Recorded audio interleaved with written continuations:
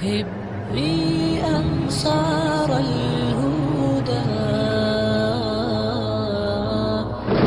عبي ركب الفدا. خوشی منانے کا دن ہے، کیوں نہ ہو اس میں کہ آج کے دن کی نسبت میرے اور آپ کے اکابر و اسلاف جنہوں نے اس ملک کی آزادی کے لیے انگریز کے ناجائز تسلط سے چھٹکارا دلانے کے لیے جو قربانیاں دی تھی اس کو یاد کرنے کا آج کا دن ہے۔ ہونا تو یہی چاہیے تھا کہ جتنا مجمع یہاں اپنوں کا ہے اتنا ہی ہمارے برادران وطن بھی ہوتے، اور گھر گھر ان کے گھروں میں نوٹس پہنچائی جاتی، اور شہر کے جو ہمارے ذمہ دار ہیں مختلف شعبہ جات کے ایس آئی ہیں، ڈی ایم ہیں،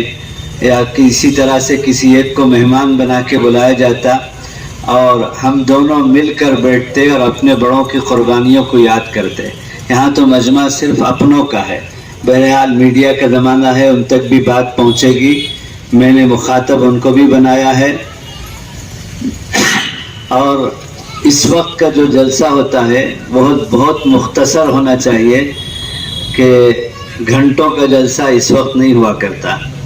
ہمارے ہاں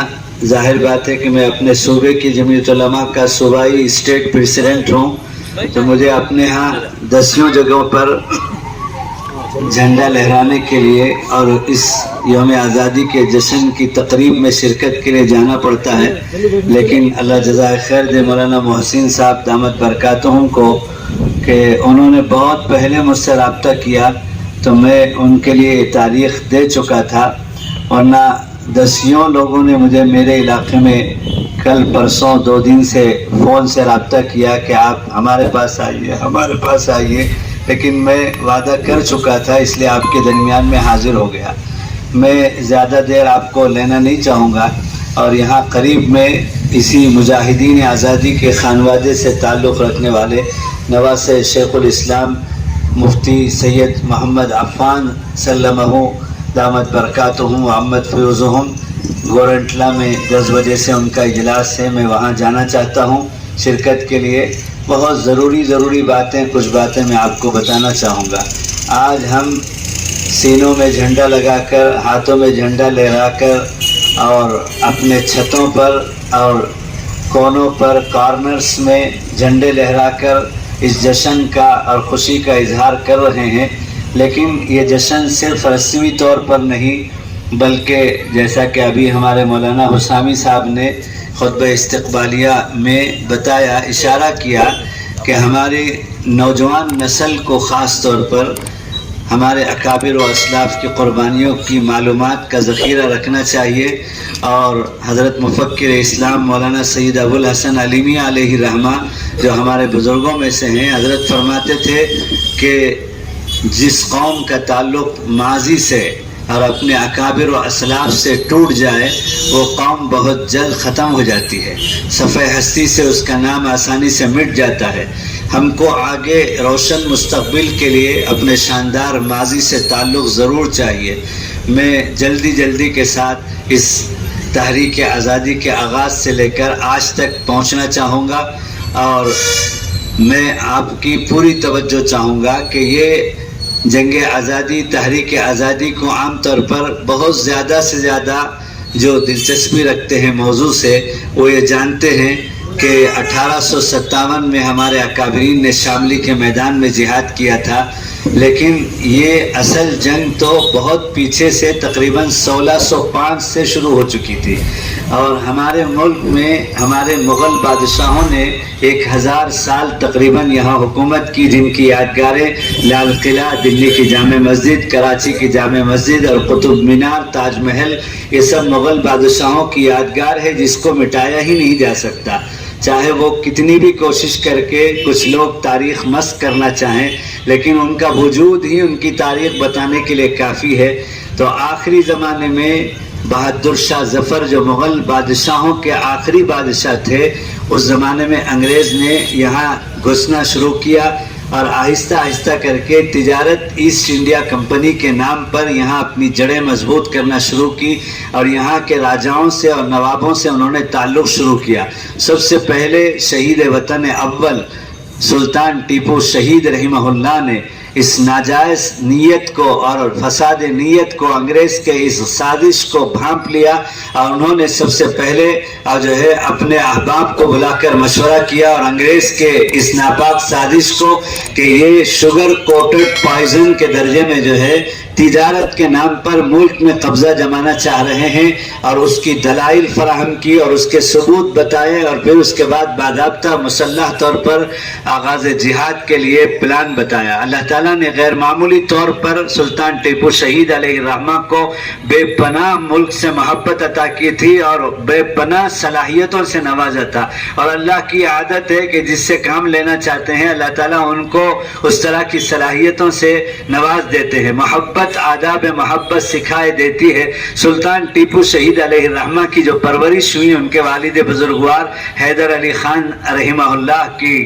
جو ہے ان کی نگرانی میں، تو وہ اسی ترتیب سے پیدا ان کی تربیت ہوئی کہ آگے چل کر ان کو میدان میں مجاہد بن کر آنا ہے۔ گھوڑ سواری ان کے والد نے ان کو سکھایا، تیر چلانا ان کے والد نے ان کو سکھایا، تیراکی ان کے والد نے ان کو سکھایا، نشانہ بازی ان کے والد نے ان کو سکھایا، جرأت و ہمت اور استقلال ان کو سکھایا، اور تدبیریں اور حکمتیں ان کو سکھایا، بلکہ پورے طور پر بچپنے سے اسی جہادی ماحول میں ان کی پرورش ہوئی، اور وہ انگریز کے خلاف سب سے پہلے اس کی غلط سازش کو بھانپ کر میدان پہ اترے اور انگریز کا مقابلہ کیا۔ تو اصل ہماری اس تحریک جہاد کا آغاز، اور سلطان ٹیپو شہید رحمہ اللہ کے بارے میں عام طور پر ہمارا نوجوان جو ہے تاریخ نہیں جانتا، اور ان کی جو تصویر ہے کتابوں میں آخری درجے میں رہ گئی ہے، وہ بالکل جو ہے ریش کے بغیر اور جو ہے کلین شیو کے ساتھ میں صاف داڑھی منڈی ہوئی تصویر ان کی دکھائی جاتی ہے، حالانکہ وہ شخص تھے کہ انہوں نے اپنے سری رنگا پٹن کے اندر مسجد اعلیٰ جو آج بھی گواہی ہے، آپ دیکھتے رہتے ہیں جاتے رہتے ہیں، جو ہے وہ سلطان ٹیپو کی بنائی ہوئی اپنی مسجد ہے، جہاں سے سلطان ٹیپو اپنے مشورہ گاہ میں اندر سے جاتے تھے، اور صف اولیٰ میں آ کر کے نماز میں امام صاحب کی تکبیر تحریمہ کے ساتھ سلطان ٹیپو کی تاریخ میں لکھا ہے کہ وہ صاحب ترتیب تھے، یعنی بلوغ کے بعد سے وفات تک، شہادت تک ان کی کوئی نماز قضا نہیں ہوئی۔ سلطان ٹیپو وہ شخصیت تھے، صاحب نسبت بزرگ تھے، جن کی کبھی تہجد کا ناغہ نہیں ہوا، اور جن کے اثر سے پہلے کی سنت غیر معقدہ کا کبھی ناغہ نہیں ہوا۔ سلطان ٹیپو وہ اللہ کے ولی تھے جن کی کبھی بلوغ کے بعد زندگی بھر میں کسی نامحرم عورت پر کبھی کوئی غلط نگاہ نہیں پڑی۔ وہ اس دن ان کا راز فاش ہو گیا جب مسجد اعلیٰ کے افتتاح کا دن تھا، انہوں نے یہ شرطیں لگائی کہ وہ شخص جس کی اثر سے پہلے کی سنت نہ چھوٹی ہو، وہ شخص جس کے بلوغ کے بعد سے کسی نامحرم عورت پر غلط نگاہ نہ پڑی ہو، وہ شخص جس کے بلوغ سے بعد سے کسی کے نماز کا ناغہ نہ ہوا ہو، وہ اس کی امامت کرے۔ سارا مجمع کھڑا ہوا تھا، ایک لخت اور خاموشی تھی۔ دیر گزر رہی ہے تو سلطان ٹیپو آگے بڑھ کے نماز کی امامت کر کے مسجد کا افتتاح کرتے ہیں، یعنی وہ یہ ساری شرطیں جو انہوں نے اپنی مسجد کے افتتاح کے لیے لگائی تھی، جو لاکھوں میں ایک شخص کے اندر، کروڑوں میں ایک شخص کے اندر پائی جا سکتی ہے، وہ سلطان ٹیپو جو وقت کے بادشاہ تھے، مجاہد تھے، ان کے اندر یہ ساری شرطیں پائی جا رہی تھی۔ میرے شیخ فقیہ الامت مفتی محمود حسن صاحب گنگوئی رحمۃ اللہ علیہ کے ساتھ ہم سری رنگا پٹن ان کے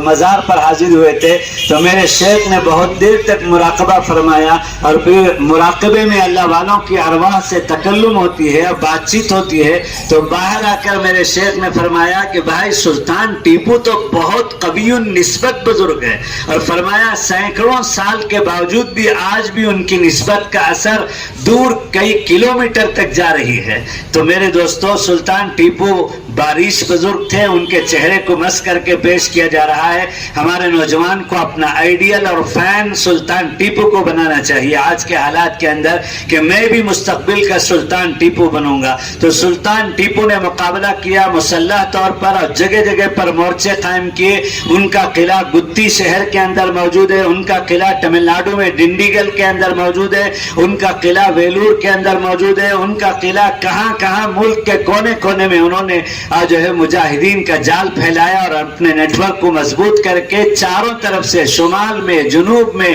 مشرق میں, مغرب میں اپنا مورچہ منظم کر کے انگریز کے ساتھ تو بتو میدانی جنگ لڑ کے وہ شہید ہو گئے. اور انہی کے کچھ خاص جو ہے منافقین مخبرین کی خبر کے راز کے فاش کرنے کی وجہ سے انگریز ان کے اوپر حملہ کر کے ان کو ختم کرنے میں اور ان کو شہادت کی دولت ملنے میں وہ کامیاب ہو گیا. لکھا ہے کتابوں میں سلطان ٹیپو کی سیرت میں, ہمارا ہر نوجوان سلطان ٹیپو کی سیرت کو پڑھے. اللہ